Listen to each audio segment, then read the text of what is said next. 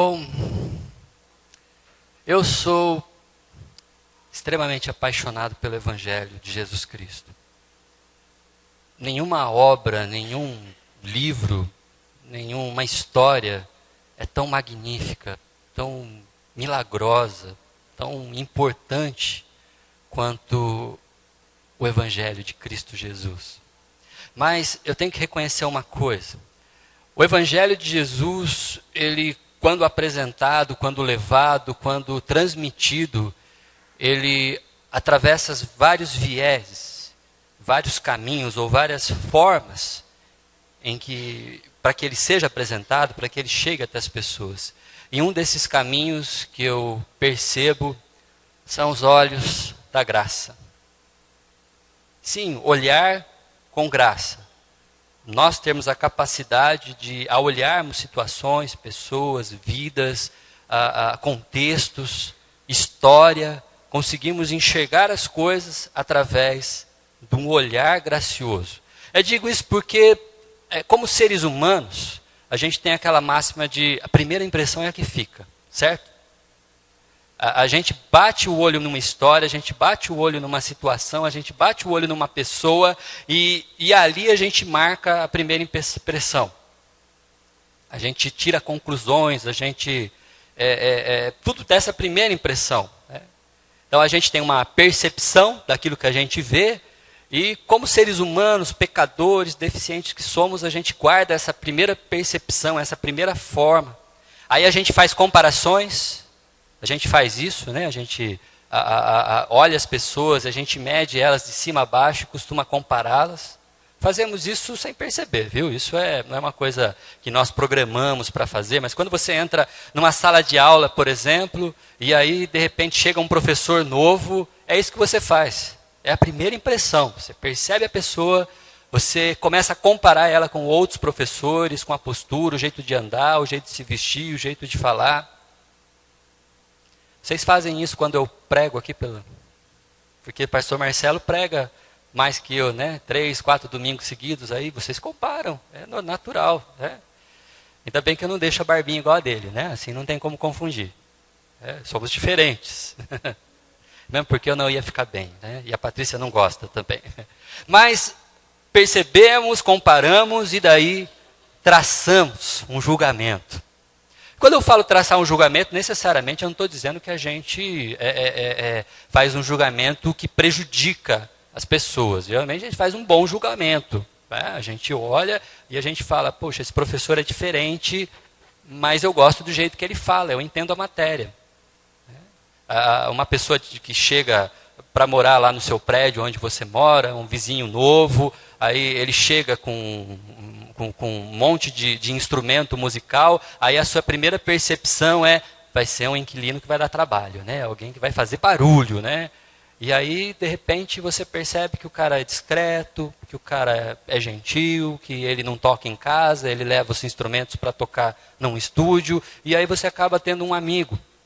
E a primeira impressão que você tinha era outra. Né? Somos surpreendidos, muitas vezes, por percepções, comparações e julgamentos que não são muito coerentes.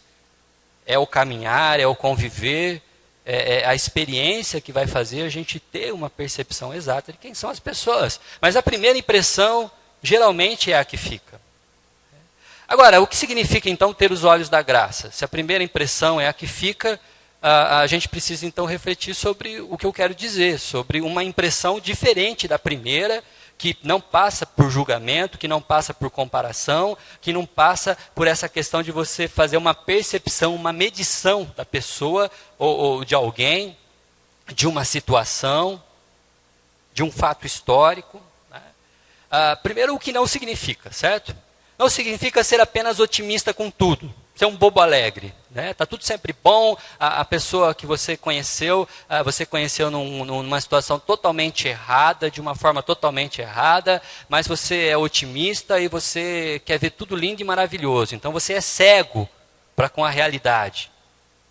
Fatos são fatos.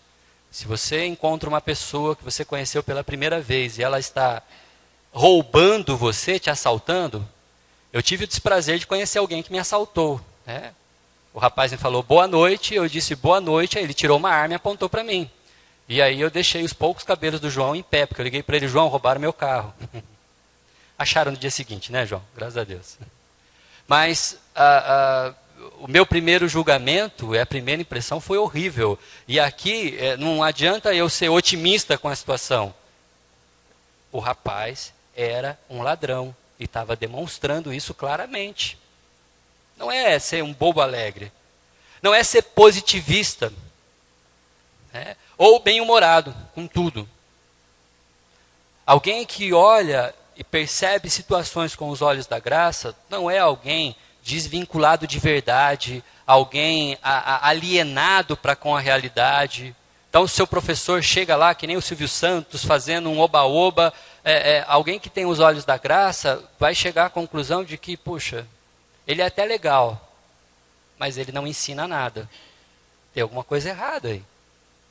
Os olhos da graça não significa, então, ser um bobo alegre, ser alguém que acha graça em tudo. Mas, olhar com os olhos da graça é alguém que enxerga além dos limites naturais. E o que eu quero dizer com limite natural? Eu estou falando aqui agora de espiritualidade. De espiritualidade. Alguém que consegue perceber em situações ação divina, ação de Deus. E, em geral, a ação de Deus sobre qualquer pessoa, sobre qualquer história, sobre qualquer momento, acontece de pronto de duas formas diferentes. Primeiro, a ação de Deus provoca transformação. Não existe um versículo da Bíblia que mostre Deus agindo na vida de alguém, agindo na história, agindo em momentos específicos do povo de Deus, do povo no Novo Testamento, através de Jesus ou dos apóstolos, em que não há uma transformação acontecendo. E aqui, se a gente fosse pensar em termos de pessoa, a maior transformação que a gente pode perceber da ação divina na vida das pessoas é a conversão. É aquele momento histórico da vida da gente em que a gente percebe que nós estamos caminhando um caminho que não é o caminho de Deus e a gente de repente para, ouve a voz do Senhor e anda no sentido contrário. Nós fazemos uma conversão, uma mudança. Uma mudança. E a outra ação de Deus que a gente pode perceber é a renovação. E aqui a renovação eu enxergo como santificação. Porque quando nós nos convertemos, você não acorda no outro dia santo. No dia seguinte à sua conversão, o dia que você entendeu o Evangelho da Graça e resolveu seguir a Deus, e aqui eu estou entendendo que eu estou falando com pessoas que passaram por isso, você não acordou perfeito. Você ainda pecava, você ainda tinha os seus vícios, você ainda tinha manias, você ainda tem, ou ainda tem, e ainda está lutando para se renovar dia a dia. Cada vez mais santo, cada vez melhor, sempre melhorando. Buscando a Deus e deixando que o Espírito Santo provoque uma renovação constante em nossa vida. Então, de forma geral, os olhos da graça é alguém que percebe Deus na história. Que consegue ver uma situação e enxerga o que Deus está fazendo numa história. E eu queria trazer, já que eu estou dizendo tudo isso, fazer isso mostrando na Bíblia, uma história onde isso acontece. Lá em Atos, capítulo 11, de 19 a 26, nós temos a história de alguém que é especialista em olhar com os olhos da graça. Estamos falando de um homem chamado José. José de Antioquia, mas ele tinha um apelido que era Barnabé. E Barnabé significava o encorajador. Barnabé era o tipo de sujeito que ele não podia ver alguém parado, não podia ver alguém cabisbaixo, não podia ver alguém desmotivado, que ele se aproximava e com os olhos da graça, ele tentava mostrar Deus na história. Ele encorajava pessoas, ele encorajava situações, ele fazia com que pessoas conseguissem tirar o melhor de si mesmas, percebendo Deus na história. Olha o que diz o texto. Os que tinham sido dispersos por causa da perseguição desencadeada com a morte de Estevão. Aqui todo mundo lembra quem é Estevão? Estevão é um dos diáconos da primeira igreja. Lá em Atos 6 a gente tem essa eleição, porque havia um monte de coisas para se fazer na igreja e os apóstolos não davam conta de fazer tudo. Então elegeram os diáconos, Estevão era um desses. Era um homem que pregava o evangelho, era um homem que falava com ousadia, e numa das vezes que ele estava falando acerca de Jesus Cristo, ele foi apedrejado por judeus, e ele morreu ali, morreu nessa história. Aí o que aconteceu? Pessoas que viram aquilo falaram, gente, a coisa está séria, estão matando os cristãos, estão matando os seguidores de Jesus, estão matando aqueles que são do caminho, como eles eram chamados, do caminho de Cristo. Então, eles chegaram até Fenícia, Chipre e Antioquia, anunciando a mensagem apenas aos judeus. Mas alguns desses que dispersaram, alguns deles, todavia, cipriotas e sirineus, foram a Antioquia, essa cidade chamada Antioquia, uma cidade portuária, e começaram a falar também aos gregos. Vamos lembrar aqui de uma coisa. Os gregos não são judeus.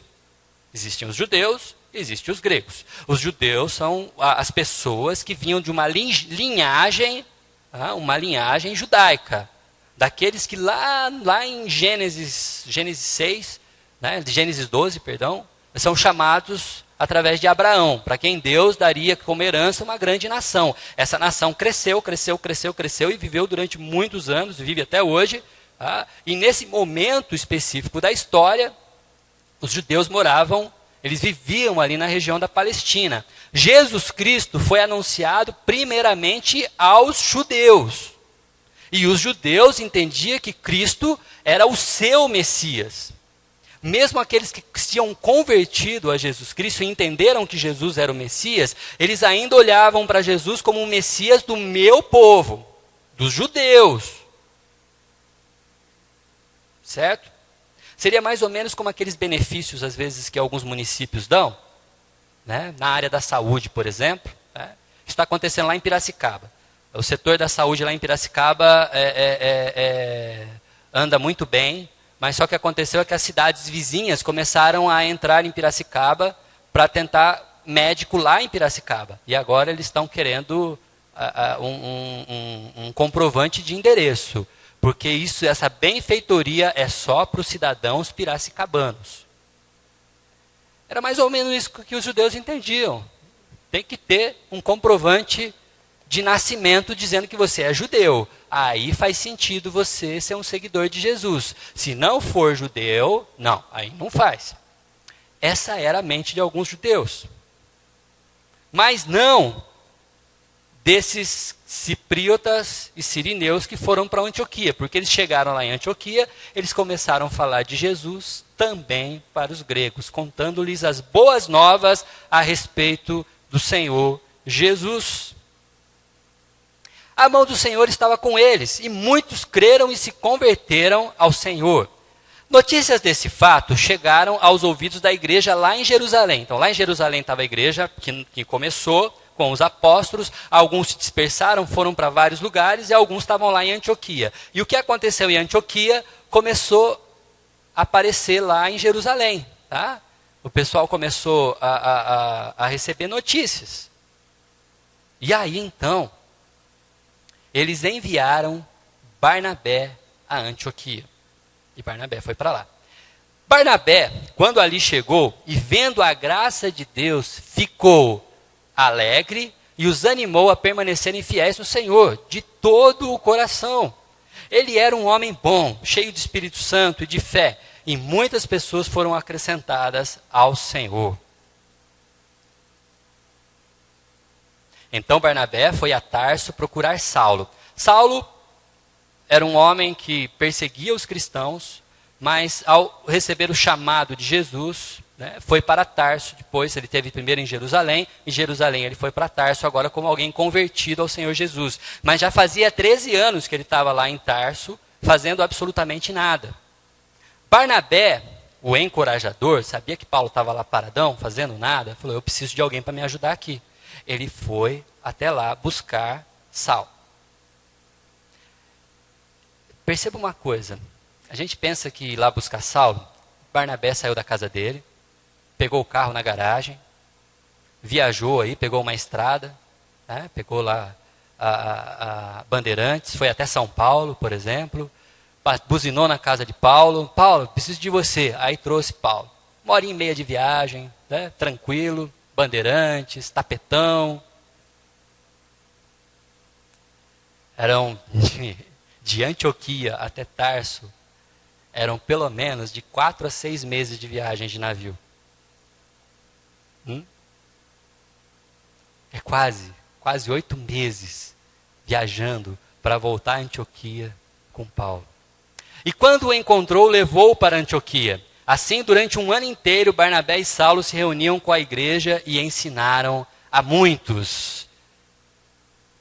E Antioquia, os discípulos foram pela primeira vez chamados cristãos. É um texto bonito, não é?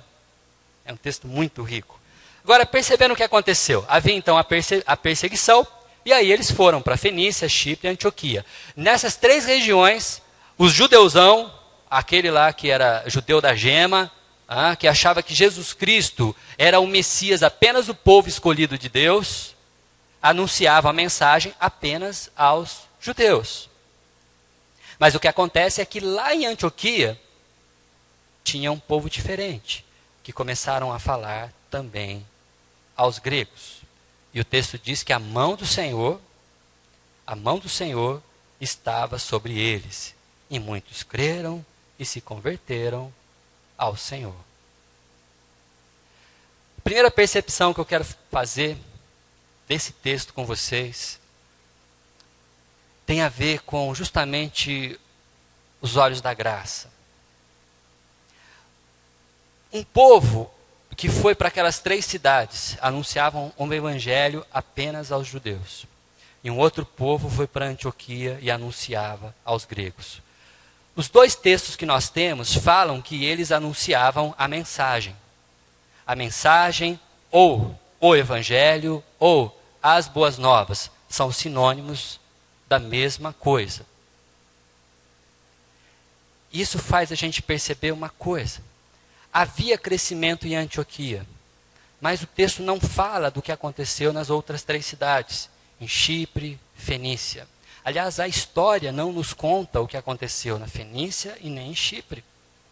Nós não temos relatos do crescimento de igrejas, do surgimento de igrejas nessas regiões. Mas temos uma história gigantesca acerca de Antioquia. E isso faz então a gente perceber que o problema de anunciar o evangelho não está na mensagem, mas nos olhos da graça, de quem percebe a ação de Deus. Olha comigo, anunciando a mensagem. Eles anunciavam o evangelho? Anunciavam, mas somente aos judeus. Provavelmente esse povo, quando eles viam gente diferente de outras regiões, de outros países, de outras línguas, de outras culturas, diziam, não vou perder tempo com esse, eu vou pregar apenas para judeu. E nesses lugares o evangelho não cresceu. A igreja não nasceu. Não houve multiplicação. Mas em Chipre mas em Antioquia começaram a falar também aos gregos, contando-lhes as boas novas a respeito do Senhor Jesus. Então ali, naquele lugar, a gente tem o evangelho crescendo, a igreja crescendo. Esses homens, eles não tinham limites. Não importa quem seja, não importa a diferença, não importa a cultura, não importa a raça, a cor, o credo, não importa. Eles queriam anunciar as boas novas de Jesus a todos aqueles que eles encontravam. Eles deviam estar vindo de uma fuga com medo de serem assassinados. Poderiam chegar nessa cidade quietinho, vamos ficar aqui, vamos montar, vamos fazer o seguinte, a gente cria uma igrejinha na garagem de alguém, ficamos só nós aqui, bonitinho, a gente faz o nosso culto de domingo, a gente faz a nossa adoração, a gente canta os cânticos que a gente gosta, a gente canta os hinos que a gente gosta, nós ficamos aqui quietinho e ninguém vai saber e tá bom demais, tá ótimo. Para que correr risco de anunciar o evangelho para todo mundo, se estão perseguindo os cristãos, estão apedrejando, estão matando? Mas quem que tendo os olhos da graça, consegue se acalmar diante das boas novas de Jesus? O apóstolo Paulo, falando sobre o Evangelho, diz que ele é poder de Deus para transformar tudo e a todos em todo o tempo.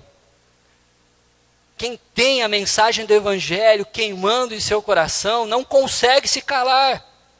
E esses homens anunciavam. O problema não está na mensagem, mas em quem anuncia a mensagem. É como um vendedor que vende mal, porque não confia no produto que está vendendo.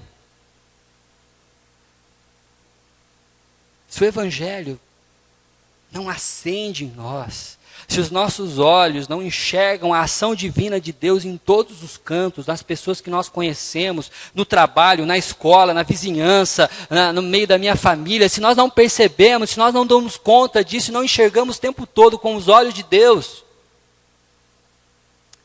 até anunciamos a mensagem, mas ela não surte efeito. O problema não está na mensagem, mas em quem anuncia. Bom, em Antioquia, todo mundo começa a conhecer uma novidade. Jesus Cristo, o Senhor, começa a fazer sentido para aquele povo. E então, notícias desse fato, chegam aos ouvidos da igreja em Jerusalém. E eles enviam Barnabé a Antioquia. Aqui em Jerusalém tem aquela primeira impressão que nós conversamos.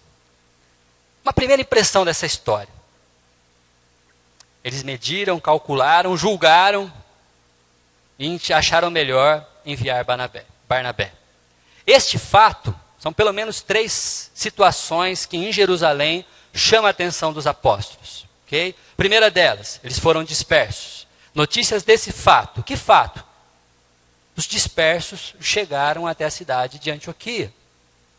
Notícias desse fato. Que fato? Tem mais um fato. Estavam falando aos gregos. Notícias desse fato. Que fato? Muitos creram. O texto não nos dá uma noção exata se este fato é um desses 3 ou são os 3. Mas eu prefiro acreditar que esses fatos, sejam todos esses fatos acontecendo ao mesmo tempo. Pessoas dispersas, fugitivas, com medo de serem assassinadas por causa do Evangelho, chegaram até a cidade de Antioquia, lá anunciaram o Evangelho também aos gregos, e muitos estavam crendo, e a igreja estava crescendo. E eles estranharam essa coisa. Eles estranharam isso, e aí então eles mandam Barnabé. Provavelmente, o que passava na mente dos apóstolos ao mandar Barnabé, seja o seguinte: Barnabé,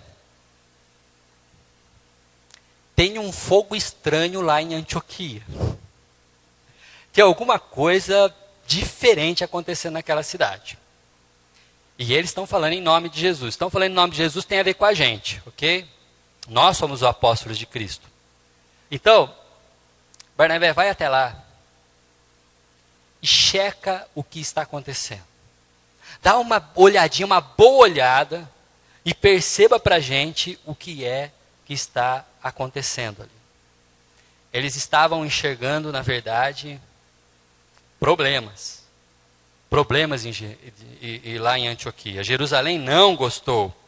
Pessoas que não entenderam a graça e não olhavam com os olhos da graça para o que estava acontecendo lá em Antioquia.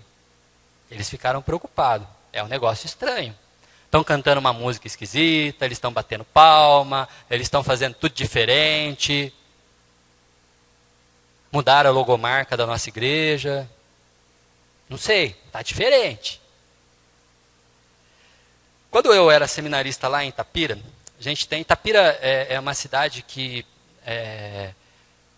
tem uma igreja presbiteriana que tem 142 anos de idade. E eu trabalhei lá nessa igreja.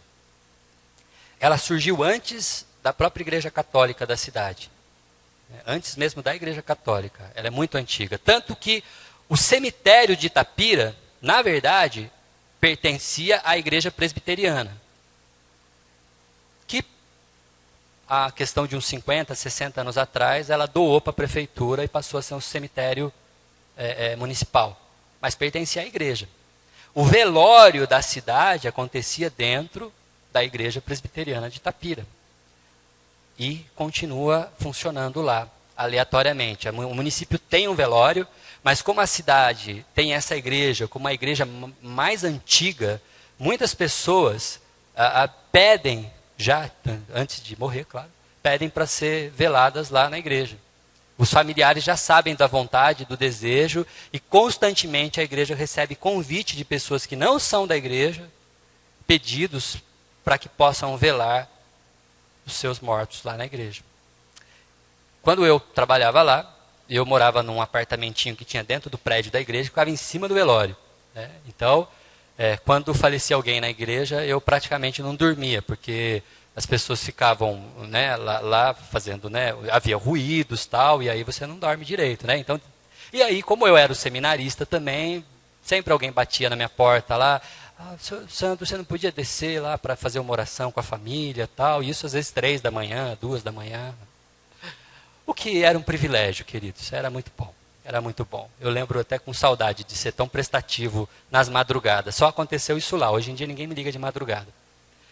Mas havia um problema na igreja.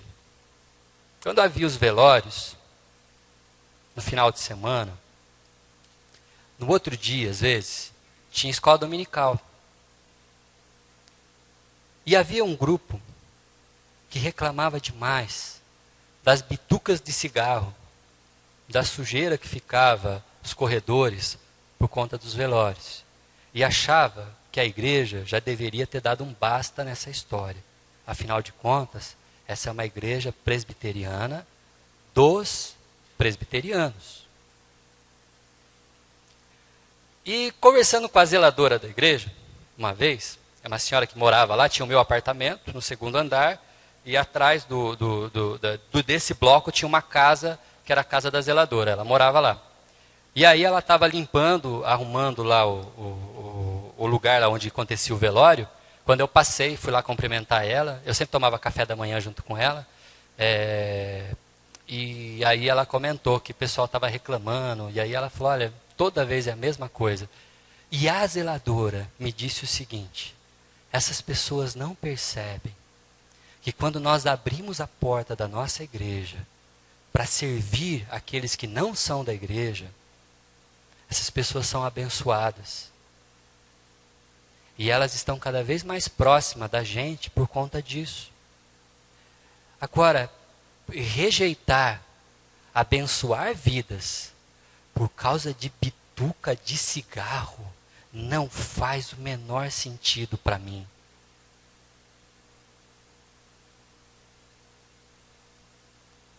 Olhos da graça. Gente que consegue perceber na situação a ação divina de Deus. Os judeus daquela época não viam assim de pronto e mandaram Barnabé. Mas Barnabé, honestamente, não foi a melhor pessoa que eles escolheram, porque acontece o contrário. Barnabé, chegando lá, e aliás, deixa eu ler para vocês, o versículo 24 diz que Barnabé era um homem bom, cheio do Espírito Santo e de fé. E muitas pessoas foram acrescentadas ao Senhor através desse homem e do que ele fez nessa igreja. Porque o texto diz que Barnabé, quando chegou lá, vendo a graça de Deus naquele lugar, a primeira coisa que Barnabé viu lá não foi gente diferente, foi a graça de Deus. A primeira coisa que Barnabé viu naquele lugar não foi gente estranha, foi a graça de Deus. Não foi povos de outra raça, de outra cor, mas foi a graça de Deus. Não foi a liturgia que eles estavam usando, mas foi a graça de Deus. Não era o logotipo da sua igreja ou o tipo do cântico, se eles batiam palmas, se eles tinham bateria, como eles faziam, mas foi a graça de Deus. Vendo a graça de Deus naquele lugar. Ele os animou, ele ficou alegre e os animou a permanecerem fiéis. Meus irmãos, continuem anunciando o evangelho, não parem. Continuem com esse fogo, continuem com esta vontade, não parem. O problema não estava na mensagem, mas nas pessoas que anunciam a mensagem. Então Barnabé percebe Deus agindo através da história daquele pessoal. Queridos, era muito estranho, era muito diferente. Era uma coisa completamente diferente. Mas o evangelho estava sendo anunciado. Mas Barnabé se alegra e por fim ele encoraja aquelas pessoas, ele tem uma postura encorajadora. Agora o detalhe de Barnabé, o que é muito interessante, é que isso tem a ver diretamente com os gentios, porque aquela igreja estava anunciando o evangelho àqueles que não eram de Jerusalém, que não eram, aliás, judeus, certo? Aqueles que não são judeus são chamados de gentios, tá bom? São anti-judeus, tá?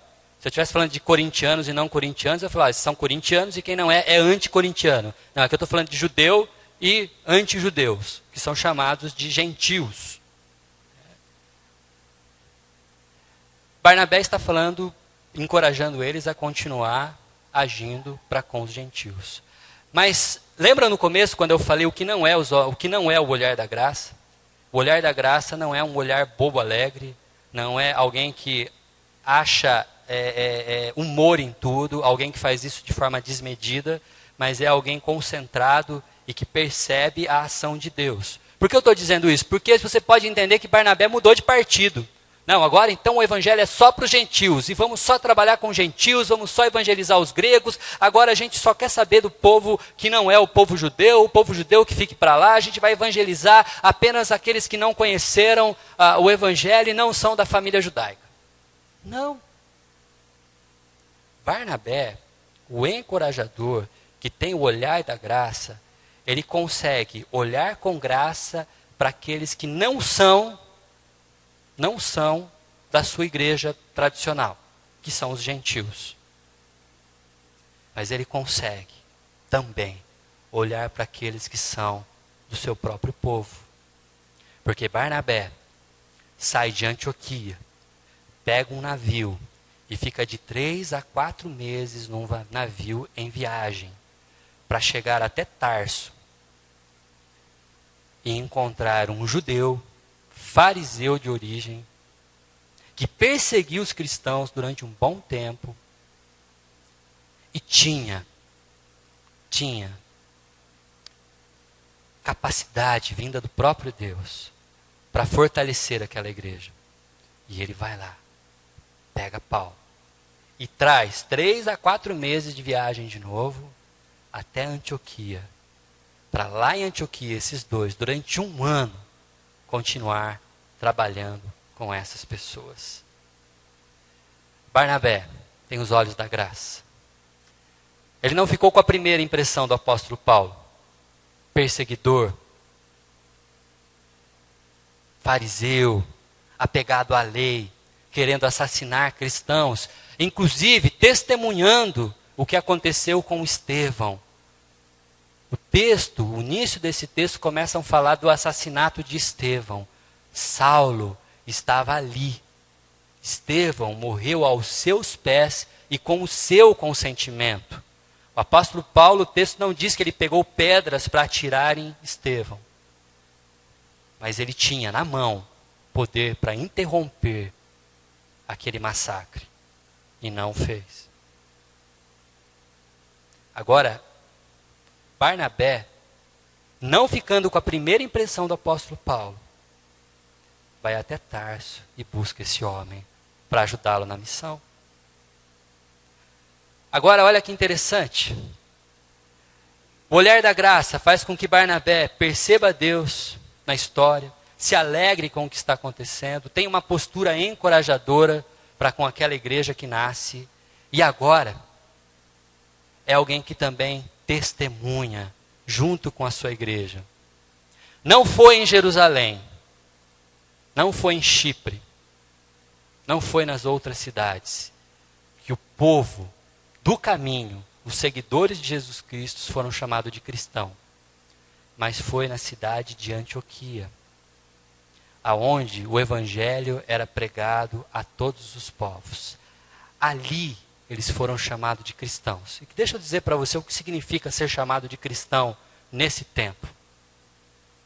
O grego Christoi, que significa cristãos, é um derivado de Christos, Cristo, que significa, é um diminutivo de Cristo.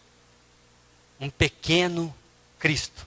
Ser chamado de cristão significa dizer que você é parecido, muito parecido, com aquele homem de Nazaré, que nasceu de uma virgem,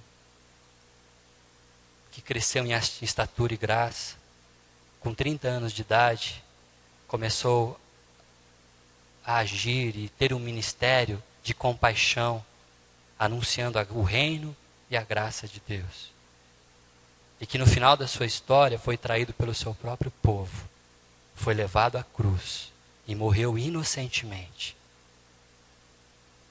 Mas ele morreu inocentemente, mas não morreu inutilmente, porque a sua morte trouxe liberdade para mim e para você, pagando um preço que nós não podíamos pagar. Quando pessoas olhavam para a igreja de Antioquia, dizia: eles são muito parecidos com aquele homem de Nazaré. Eles se parecem demais com ele. As falas, a compaixão, o amor, a maneira de agir com todo mundo, a maneira de ser abençoador, é muito parecido com aquele homem de Nazaré. E por isso, eles foram chamados de cristãos. Pela primeira vez. Aquelas pessoas que seguiam no caminho são chamados de cristãos. Agora, do que basta? Aliás, do que adianta nós percebemos essa necessidade se não entendermos que eu e você fomos alcançados por essa mesma graça? Quem somos nós? Pecadores, limitados, pessoas que tentam fazer o que é certo, mas muitas vezes não conseguem. Pessoas que querem e desejam a salvação deste mundo, do pecado, de uma história triste para uma história melhor, mas não temos a menor condição de mudarmos a nossa própria história. Aí então, Deus. Eu comecei esse sermão mostrando esse quadro. Deus olha para mim e para você e diz assim: poxa, eu amo demais essa pessoa. E ela está perdida, sem direção, como uma ovelha sem pastor. Eu vou enviar o meu filho. Eu vou enviar o meu filho para o mundo. Não por causa da minha primeira impressão. Porque a primeira impressão que Deus tem da gente não é muito boa, não. Mas porque Deus nos vê com graça. E através dos olhos da graça, a ação divina promove transformação na minha e na sua vida. E somos transformados pelos olhos da graça de Deus, através do sacrifício do seu filho. sacrifício cruento, cruel, penoso, injusto, mas que trouxe justiça para mim e para você. E vivemos em constante renovação, em constante renovação. Porque, como eu disse, não somos consertados do dia para a noite. É uma caminhada. É uma caminhada que nós fazemos. E aí, então, talvez esse texto que nós lemos, em Antioquia, os discípulos foram pela primeira vez chamados cristãos, possa ser traduzido para mim e para você, de uma outra forma. Em minha vida, como discípulo de Jesus, eu sou chamado de cristão.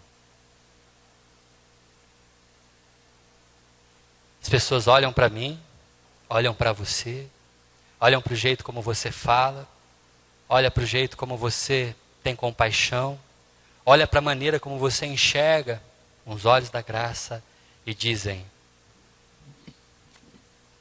essa pessoa, Pastor Marcelo, Neguinho, o Douglas, o Vitor, qualquer um de nós, se parece muito com aquele homem de Nazaré. Se parece muito com aquele homem da Bíblia. Porque somos, então, reconhecidos como cristãos. Os olhos da graça fazem toda a diferença. O problema não está na mensagem, está em quem anuncia a mensagem. Olhando com os olhos da graça, perceba Deus na história sempre. Não fique com a primeira impressão. Seja aqueles que estão distantes e diferentes de você, seja aqueles que estão próximos a você. Mas perceba Deus na história. Que Deus possa te abençoar. Vamos ter uma breve oração. Pai amado, Deus querido, obrigado, Senhor, por esta noite. Obrigado por essa oportunidade de compartilharmos o Teu Evangelho. Obrigado, Senhor, por tantos queridos aqui que refletem comigo sobre o olhar da graça, sobre essa percepção. Enxergar o Senhor na história, enxergar o Senhor agindo nas vidas, enxergar o Senhor transformando corações, enxergar o Senhor consertando histórias que nós não temos a menor condição de consertar, Pai. Percebemos a ação do Seu Espírito Santo. Faz isso conosco, como igreja, Pai. Em nome de Jesus. Em nome de Jesus. Amém.